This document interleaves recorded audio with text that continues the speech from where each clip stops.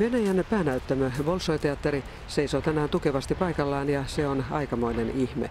Parisataa vuotta vanhan rakennuksen tiilistä ja tammiparuista tehty perustus ehti jo monin paikoin pettää. Износ стен полностью составил 70%.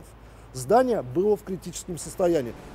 6 vuotta kestäneellä remontilla perusta uusittiin pala kerrallaan. Samalla tehtiin uutta tilaa niin, että neliöitä on nyt 2 kertaa aiempaa enemmän. Päänäyttämö saa melkein kokonaan uudet tilat. Самую современную сценическую механику, которая существует в настоящий момент. Näyttämön lattia koostuu useista osista. И каждый из этих элементов будет жить своей жизнью.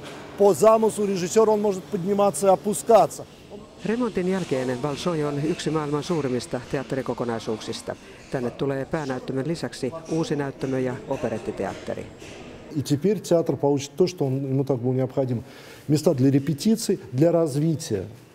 Bolšojen ensimmäinen suurremontti 150 vuoteen on ollut valtava haaste. Vanhat tilat palautetaan entiseen loistonsa ja kaikki neuvostoajan tunnukset poistetaan. Töissä on noin 5000 työntekijää, muun muassa yli 1000 restauroijaa.